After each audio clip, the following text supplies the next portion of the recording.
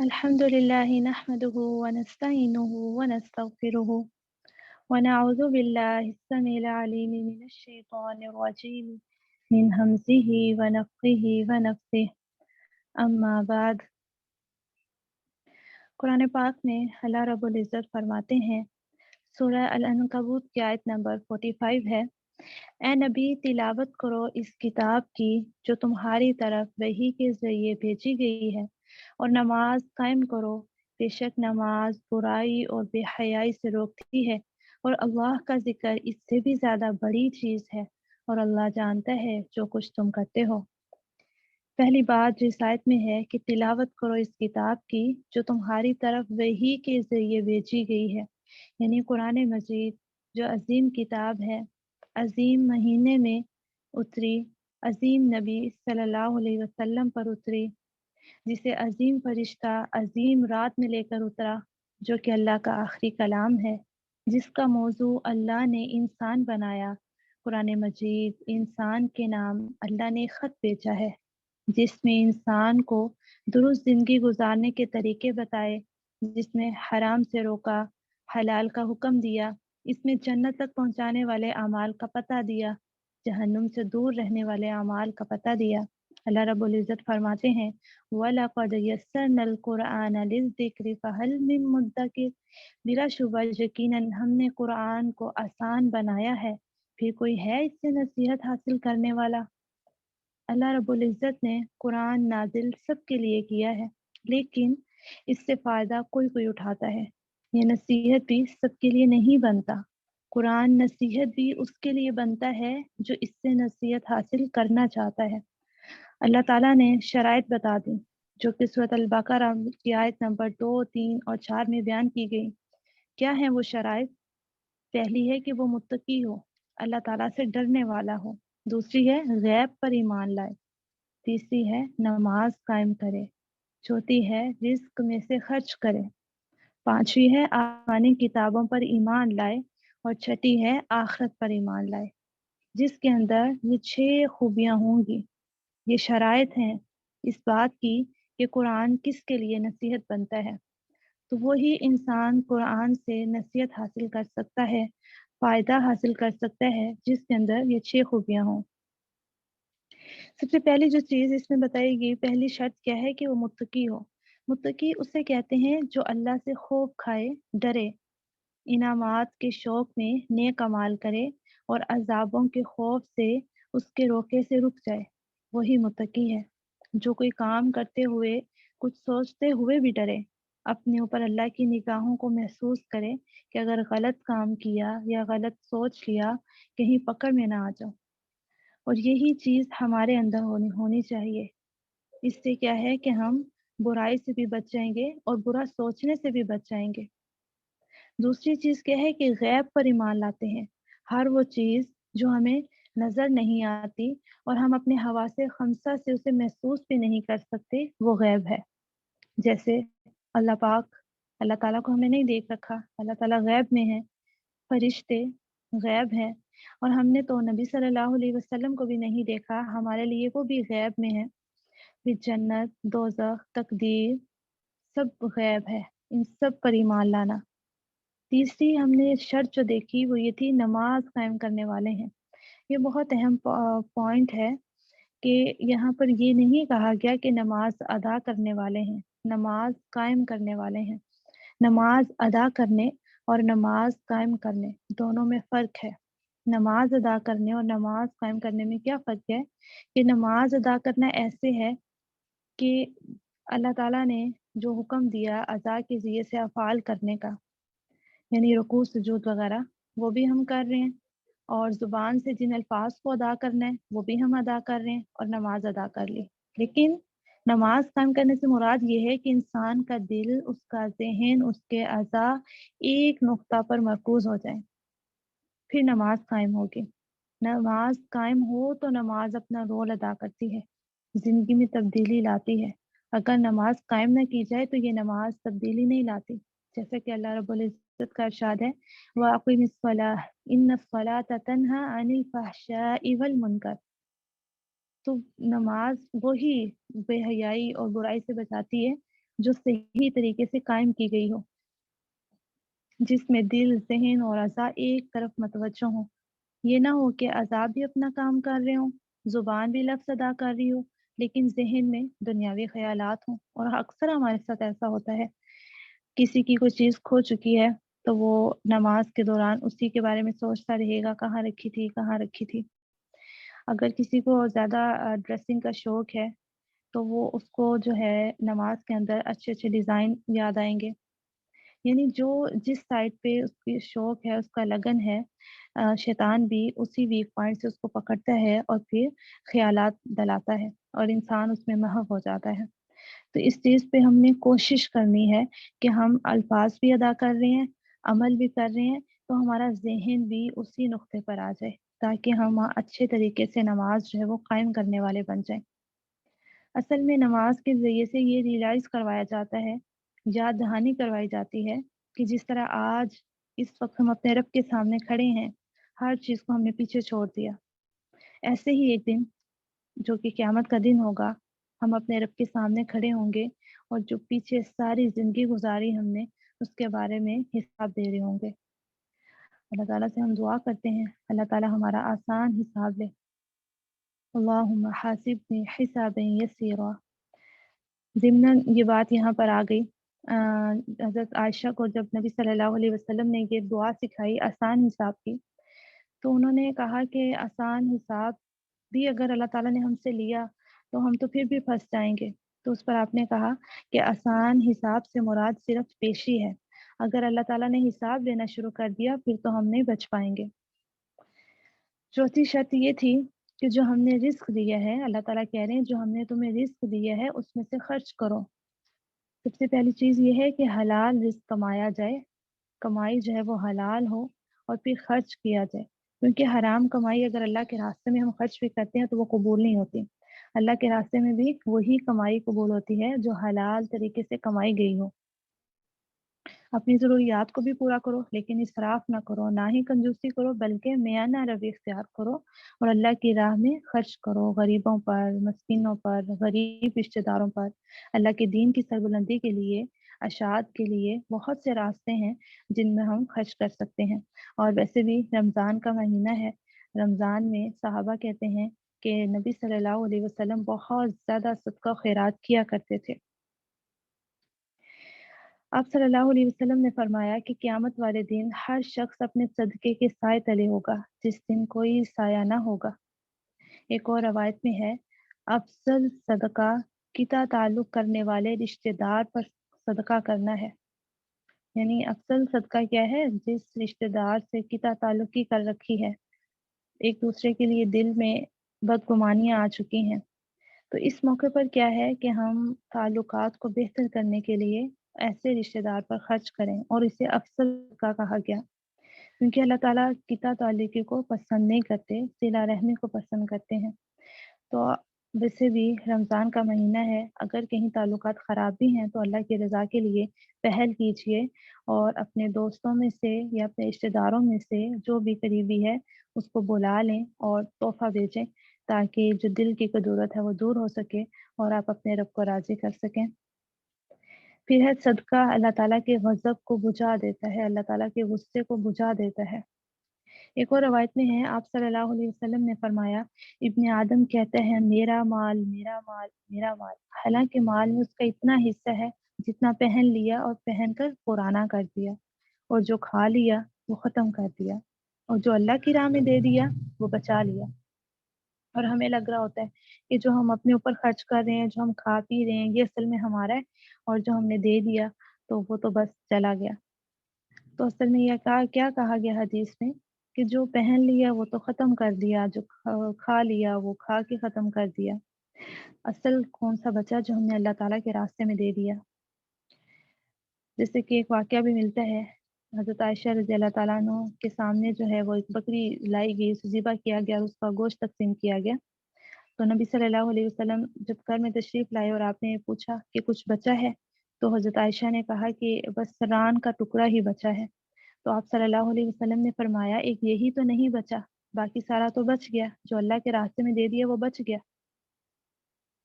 سورہ البقرہ میں بھی رب العزت نے فرمایا جو لوگ اپنا مال رات دن کھلے چھپے خرچ کرتے ہیں ان کا اجر ان کے رب کے پاس ہوگا، ان کے لیے نہ خوف ہوگا اور نہ وہ غمگین ہوں گے۔ ہم چاہتے ہیں نا کہ ہمیں کوئی خوف نہ ہو، کوئی غم لاحق نہ ہو۔ خوف جو ہے وہ مستقبل کا ہوتا ہے اور غم جو ہے وہ ماضی کا ہوتا ہے۔ تو جو نیک لوگ ہوتے ہیں انہیں آگے کا، مستقبل کا، اپنے اگلے ٹھکانے کا خوف نہیں ہوتا، انہیں اللہ سے اچھی امید ہوتی ہے اور پھر غم بھی نہیں ہوتا۔ اگر وہ قیامت والے دن کھڑے ہوں گے تو انہیں غم نہیں ہوگا کہ ہم نے پیچھے کیوں وقت ضائع کیا، وہ پچھتائیں گے نہیں بلکہ وہ مطمئن ہوں گے۔ تو یہ فرق ہے خوف اور غم میں۔ پانچویں چیز جو ہم نے دیکھی تھی وہ تھی آسمانی کتابوں پر ایمان لانا، پانچویں شرط، یعنی قرآن پاک پر بھی اور جو اس سے پہلے کتابیں نازل ہوئیں سب پر ایمان لایا جائے۔ چھٹی چیز تھی کہ آخرت پر ایمان لاتے ہیں، یعنی وہ یقین رکھتے ہیں کہ ایک دن قیامت قائم ہوگی، ہر چیز فنا ہو جائے گی۔ کل من علیہا فان ویبقا ربک ذو الجلال والاکرام، ہر چیز جو ہے وہ فنا ہو جائے گی، کیا بچے گا؟ صرف اللہ ذو الجلال کا چہرہ، اللہ رب العزت کی ذات جو ہے وہ بچے گی، باقی ہر چیز کو فنا ہونا ہے۔ وہ چیزیں جو ہمیں بہت مضبوط نظر آتی ہیں سب ختم ہو جائیں گی اس دن، اور انسان جو ہے اپنے رب کے سامنے کھڑا ہوگا اپنی ساری زندگی کا حساب دینے کے لیے۔ کیا کمایا، کہاں زندگی گزار دی، کہاں مال لگا دیا، کہاں اپنا وقت لگا دیا، ہر چیز کے بارے میں سوال ہوگا۔ وَلِمَنْ خَافَ مَقَامَ رَبِّهِ جَنَّتَانِ، جو اپنے رب کے سامنے کھڑا ہونے سے ڈر گیا اس کے لیے دو باغ ہیں۔ تو اللہ تعالیٰ کے سامنے کھڑا ہونے سے مراد یہی ہے کہ انسان اس طرح سے زندگی گزارے کہ اس کو احساس ہو کہ مجھے رب کے سامنے کھڑا ہونا ہے۔ اگر اس کے ذہن میں یہ احساس اجاگر رہے گا تو وہ اس کی تیاری بھی کرے گا، وہ اللہ تعالیٰ کو راضی کرنے والے ہی پھر کام کرے گا، اللہ کی ناراضی سے بچنے کی کوشش کرے گا، گناہوں سے بچنے کی کوشش کرے گا، تو پھر وہ کامیاب ہو جائے گا اور اس کے لیے دو باغ ہوں گے۔ وَأَمَّا مَنْ خَافَ مَقَامَ رَبِّهِ وَنَهَى النَّفْسَ عَنِ الْهَوَىٰ فَإِنَّ الْجَنَّةَ هِيَ الْمَأْوَىٰ، اور جو اپنے رب کے سامنے کھڑا ہونے سے ڈر گیا اور اپنے نفس کو خواہشات سے بچا لیا، پھر جنت اس کا ٹھکانہ ہے۔ اللہ تعالیٰ ہمیں توفیق دے کہ ہم اپنے نفس کو خواہشات سے بچا سکیں۔ آخرت کی جوابدہی کا احساس انسان سے نیکیاں کرواتا ہے اور برائیوں سے انسان بچ جاتا ہے۔ اگر ہمیں آخرت کی جوابدہی کا احساس نہ ہو تو پھر انسان اپنی مرضی کرنے لگتا ہے اور اپنے نفس کی پیروی شروع کر دیتا ہے۔ آپ صلی اللہ علیہ وسلم نے فرمایا قیامت کے دن ابن آدم کے قدم اس وقت تک اپنی جگہ سے ہل نہ پائیں گے جب تک کہ وہ 5 سوالات کے جوابات نہ دے دیں، اور سوال کون کر رہا ہوگا؟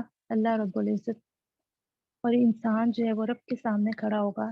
امیجن کریں، اس تصور کو سامنے لائیں کہ کائنات کا بادشاہ جو ہے وہ ہمارے سامنے ہمیں کھڑا کیے ہوئے ہے اور ہم سے سوال و جواب ہو رہے ہیں، اور ہمارے قدموں پہ ہمارا حق نہیں ہے، ہم انہیں ہلا نہیں پا رہے۔ وہ رب کے حکم کی اس دن اطاعت کرنے والے ہیں۔ پہلا سوال یہ ہوگا، اپنی جوانی کن کاموں میں گلا دی؟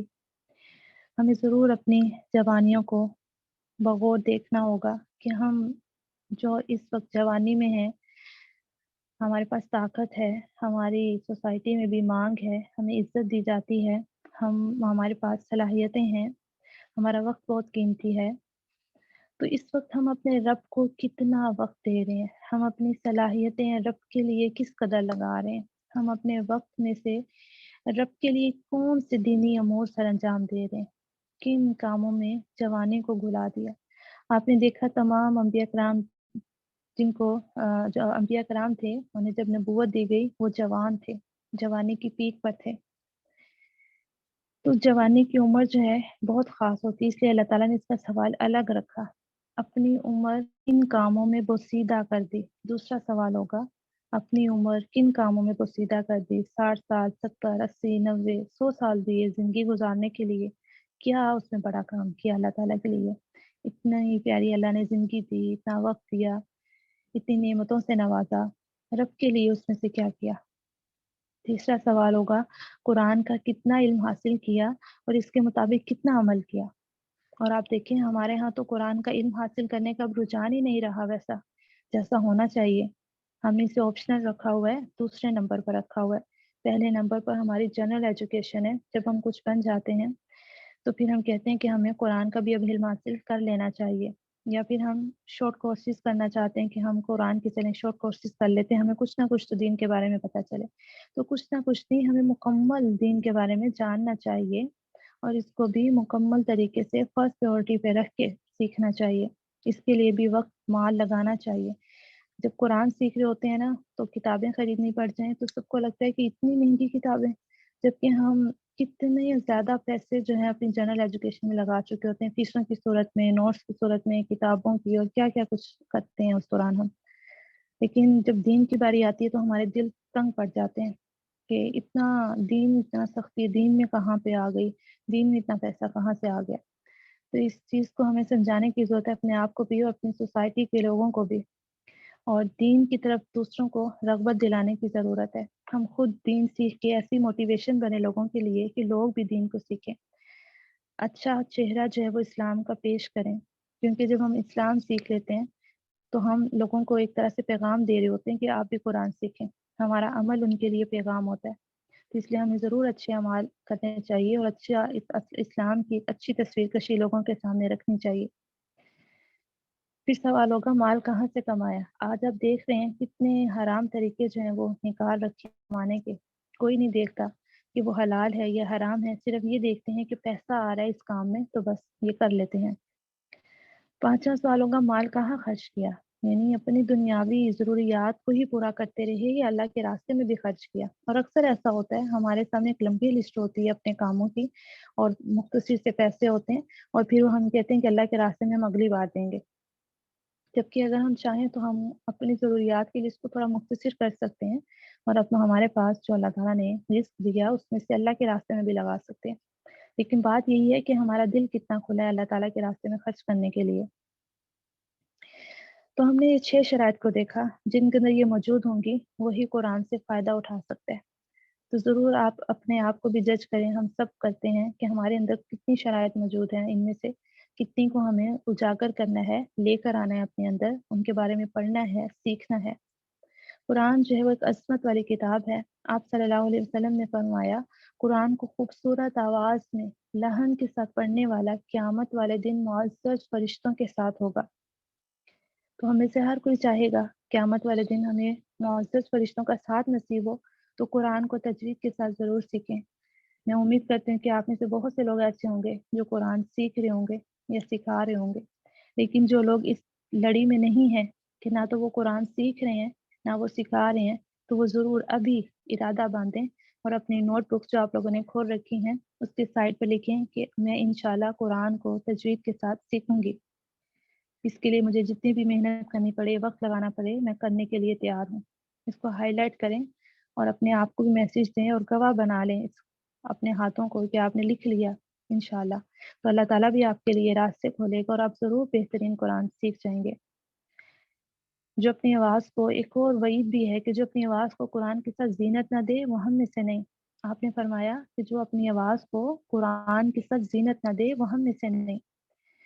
تو ہم تو نہیں چاہتے کہ ہم ان لوگوں میں سے ہو جائیں جنہیں نبی صلی اللہ علیہ وسلم نے فرما دیا کہ وہ ہم میں سے نہیں۔ ہم میں سے ہر کوئی چاہے گا کہ ہم نبی صلی اللہ علیہ وسلم کے ساتھ ہوں، ان کا ساتھ نصیب ہو، ان سے ملاقات ہو سکے۔ تو اس لیے قرآن کو اپنا دوست بنانا ہے۔ آپ صلی اللہ علیہ وسلم نے فرمایا کہ قیامت کے روز قرآن مجید سفارش کرے گا اور اس کی سفارش قبول کی جائے گی، پڑھنے والوں کے حق میں جھگڑا کرے گا اور اپنی بات منوائے گا۔ جس نے قرآن مجید کو اپنا پیشوا بنایا اسے جنت کی طرف لے جائے گا، اور جس نے اسے پیٹھ پیچھے ڈال دیا اسے جہنم میں لے جائے گا۔ تو پیٹھ پیچھے ڈالنے سے ہمارے یہاں اکثر کیا ہوتا ہے، ہم سمجھتے ہیں شاید قرآن کو کمر ہوگی تو یہ پیٹھ پیچھے ہو گیا۔ اصل میں پیٹھ پیچھے ڈالنے سے مراد یہ ہے کہ قرآن کے اندر جو احکامات ہیں ہم ان کے مطابق عمل نہیں کر رہے۔ ہم اس چیز کی ٹینشن نہیں لیتے کہ ہم اپنی مرضیاں کر رہے ہیں ہر معاملات میں، دنیاوی ہوں یا آخرت کے ہوں، یعنی دینی معاملات ہوں یا پھر دنیا کے معاملات ہیں، ہم وہ نہیں دیکھتے کہ ہم قرآن کے مطابق کر رہے ہیں یا نہیں کر رہے۔ لیکن ہم اس حوالے سے بہت کانشیس ہے، کمر نہ ہو جائے، کمر نہ ہو جائے۔ کوئی پڑھ بھی رہا ہے تو اس کو ہم پڑھنا اس کا مشکل کر دیتے ہیں، نہیں بھی کمر ہو رہی، کمر ہو رہی، تم قرآن بند کر کے سائڈ پہ رکھ دو۔ میں نے خود اپنی آنکھوں سے ایسا دیکھا ہے۔ تو اصل چیز یہ ہے کہ ہم پیٹھ پیچھے ڈالنے سے مراد یہ ہے کہ قرآن کے مطابق اپنی زندگیوں کو نہ ڈالیں۔ حدیث میں آتا ہے ترکت فیکم امرین لن تضلوا ما تمسکتم بہما کتاب اللہ و سنت نبیہ۔ نبی صلی اللہ علیہ وسلم نے فرمایا میں تمہیں دو چیزیں چھوڑے جا رہا ہوں، اگر انہیں مضبوطی سے تھام لو گے تو کبھی گمراہ نہیں ہوگے۔ ایک کیا ہے؟ کتاب اللہ، اللہ تعالیٰ کی کتاب، اور دوسری کیا؟ سنت نبیہ، نبی صلی اللہ علیہ وسلم کی سنت۔ تو انہی دو چیزوں کو انشاءاللہ تھامنا ہے تو ہم سیدھے راستے پر رہیں گے۔ تیسری چیز کو نہیں آنے دینا۔ اس وقت ہم جس دور میں ہیں یہ فتنوں کا دور ہے، اور نبی صلی اللہ علیہ وسلم نے پیشین گوئی کی اس کے بارے میں کہ آخری زمانہ ایسا ہوگا کہ بارش کے قطروں کی طرح فتنے برپا ہوں گے، اور یہ فتنوں کا دور ہے، بہت فتنے ہیں۔ ہم یہاں فرقوں کی جنگ میں پڑ جاتے ہیں، اور پھر صحیح سمجھ نہیں پاتے ہمیں کیا کرنا ہے کیا نہیں کرنا، بغیر علم کے جھگڑا کرتے ہیں، بحث کرتے ہیں، تو دین سے دور ہو جاتے ہیں۔ تو یہاں ہمارے پاس حدیث سامنے آ گئی کہ دو چیزوں کو اگر ہم تھام لیں تو ہم سیدھے راستے پر ہیں۔ قرآن مجید کو پکڑیں، قرآن مجید کو خود سمجھیں، خود پڑھیں، اور دوسرا سنت رسول صلی اللہ علیہ وسلم کو فالو کرتے رہیں، تو انشاءاللہ کامیابی ہے۔ اور اس آیت کے ایک ٹکڑا، دوسرا ٹکڑا یہ تھا جو سب سے پہلے میں نے آپ کے سامنے آیت رکھی، اور اللہ کا ذکر اس سے بھی زیادہ بڑی چیز ہے، اور اللہ جانتا ہے جو کچھ تم کرتے ہو۔ ذکر کہتے ہیں کسی چیز کو محفوظ کر لینا، یاد رکھنا۔ ذکر اللہ، اللہ کی یاد، اللہ کو ہر لمحے یاد رکھنا۔ نبی صلی اللہ علیہ وسلم نے فرمایا وَذِكْرُ اللَّهِ أَنِيسِ، ذکر الہی میرا دوست ہے، میرا انیس ہے۔ جب رسول اللہ پریشان ہوتے، غم میں مبتلا ہوتے، کوئی مصیبت آزمائش آتی تو کیا کرتے؟ اللہ تعالیٰ کو یاد کرتے، اور اس طرح سے اس پریشانی سے نجات حاصل کر لیتے۔ 10 طریقوں سے قرآن مجید میں ذکر کا تذکرہ آیا ہے۔ چند ایک آیات آپ کے سامنے رکھتی ہوں۔ یا ایھا الذین آمنوا اذکروا اللہ ذکرا کثیرا، اے لوگو جو ایمان لائے ہو، اللہ کو یاد کرو، کثرت سے یاد کرنا۔ واذکر ربک فی نفسک، اپنے رب کو دل میں یاد کرو، تضرعا و خفیہ، یعنی عاجزی سے اور چپکے چپکے۔ وَلَا تَكُونُوا كَالَّذِينَ نَسُوا اللَّهَ، ان لوگوں کی طرح نہ ہو جانا جنہوں نے اپنے رب کو بھلا دیا۔ وَذِكْرُ اللَّهِ كَثِيرًا لَعَلَّكُمْ تُفْلِحُونَ، اللہ کو کثرت سے یاد کرو تاکہ تم فلاح پا جاؤ۔ اور پھر اللہ تعالیٰ نے اہل ذکر کی مدح فرمائی، تعریف فرمائی۔ کثرت سے اللہ کا ذکر کرنے والے مرد اور کثرت سے ذکر کرنے والی عورتیں، ان کے لیے اللہ نے بڑی مغفرت اور بڑے اجر کا وعدہ فرمایا ہے۔ سبحان اللہ۔ جو ذکر سے غافل ہے اس کے نقصان کو بھی بتا دیا۔ اے ایمان والو، تمہارا مال اور تمہاری اولادیں اللہ کی یاد سے غافل نہ کر دیں، جس نے ایسا کیا وہ نقصان اٹھانے والا ہے۔ اور اگر ہم اپنے ارد گرد دیکھیں، جو جتنا زیادہ مالدار ہوتا ہے نا، اس کی اتنی زیادہ آزمائش ہوتی ہے، اور وہ اپنے مال میں اور اپنی اولاد میں گم ہو جاتا ہے۔ لیکن اگر سب ایسا نہیں ہوتے، لیکن موسٹلی ایسا ہوتا ہے، تو اللہ تعالیٰ کی آیت بھی یہی کہہ رہی ہے کہ ایسا نہ ہو کہ تمہارا مال اور تمہاری اولادیں تمہیں اللہ کی یاد سے غافل کر دے۔ جس نے ایسا کیا وہ نقصان اٹھانے والا ہے۔ جب تم نماز سے فارغ ہو جاؤ، کھڑے بیٹھے کروٹ پر لیٹے اللہ کو یاد کرو۔ ذکر کرنے والے کو ہی صاحب ہوش قرار دے دیا گیا ہے، جیسے کہ آیت میں آتا ہے آسمانوں اور زمین کی پیدائش میں، رات اور دن کے بدل کر آنے جانے میں بے شک نشانیاں ہیں عقل والوں کے لیے، جو کھڑے اور بیٹھے اور کروٹوں پر لیٹے یاد کرتے رہتے ہیں۔ ہم نے پچھلے سیشن میں غور و فکر کی بات کی تھی نا، تو اس آیت میں بھی اللہ تعالیٰ غور و فکر کی بات کر رہے ہیں کہ عقل والے جو ہے نا وہی غور و فکر کرتے ہیں آسمان اور زمین کی پیدائش میں، پھر رات اور دن کے بدل کر آنے جانے میں۔ نشانی ہے کس کے لیے؟ عقل والوں کے لیے۔ اور پھر بات کی کہ جو کھڑے اور بیٹھے کروٹوں پر اللہ تعالیٰ کو نہیں بھولتے، یاد کرتے رہتے ہیں، کرتے رہتے ہیں۔ واقعی الصلاۃ لذکری، اور نماز کو میری یاد کے لیے قائم کرو۔ نماز کا مقصد کیا ہے؟ ایک تو عبادت، دوسرا اللہ کی یاد۔ اگر ہم نماز بھی پڑھ لیں اور ہم نے اللہ کو یاد ہی نہ کیا، ہمارے دل میں اللہ کے لیے محبت ہی نہ آئی، تو یہ اس کا کیا مطلب ہوا کہ ہم نے نماز اچھی نہیں پڑھی۔ تو ہم کوشش کریں گے اپنی نمازوں کو انشاءاللہ بہترین کرنے کی، کہ حق ادا ہو، اور نماز قائم کریں، نماز ادا نہ کریں ہم، بلکہ قائم کریں۔ آپ صلی اللہ علیہ وسلم نے فرمایا، بہت پیاری حدیث ہے، کیا میں تمہیں آگاہ نہ کروں تمہارے اعمال میں بہتر کیا ہے؟ صحابہ سے پوچھ رہے ہیں آپ، کیا میں تمہیں آگاہ نہ کروں تمہارے اعمال میں بہتر کیا ہے؟ تمہارے مالک کے نزدیک سب سے ستھرا کیا ہے؟ تمہارے درجات میں سب سے بلند کیا ہے؟ اور جو مال و زر کے خرچ سے بھی بہتر ہے، اس سے بھی بہتر ہے کہ تم دشمنوں کو ملو اور ان کی گردنیں کاٹو، یا وہ تمہاری گردنیں کاٹیں، یعنی جنگ کریں۔ صحابہ نے عرض کیا اللہ کے رسول وہ کیا ہے؟ فرمایا ذکر اللہ عز و جل، अल्लाह अज़्ज़ा वजल का ज़िक्र। सुभान अल्लाह। सही मुस्लिम की रिवायत है, जो अल्लाह का ज़िक्र करने वाले हैं उनको फरिश्ते घेर लेते हैं, रहमत उन पर छा जाती है, सकीनत उन पर नाज़िल होती है। अल्लाह ताला उनका ज़िक्र अपने फरिश्तों से फरमाते हैं। अल्लाहु अकबर! इससे प्यारी और क्या बात हो सकती है कि हम अल्लाह ताला का ज़िक्र करें और अल्लाह ताला हमारा ज़िक्र अपने फरिश्तों के सामने करें। ऐसे ही एक बद्दू ने आप सल्लल्लाहु अलैहि वसल्लम से सवाल किया कि सबसे अफ़ज़ल अमल कौन-सा है? आपने फरमाया, जब तुम दुनिया को छोड़ो तो तुम्हारी ज़ुबान अल्लाह के ज़िक्र से तर हो। अल्लाह ताला हमें भी ऐसी मौत दे, ख़ात्मा बिल ख़ैर करे, जिसमें हम अल्लाह ताला का ज़िक्र करते हुए अल्लाह को प्यारे हो जाएँ। आमीन। ये है ज़िक्र कि इंसान कोई तकलीफ़ महसूस ना करवाए। अल्लाह की याद इंसान के ज़ख्मों पर छाया रखती है। ज़िंदगी के तपते सहरा में ये याद इंसान को फ़ायदा देती है।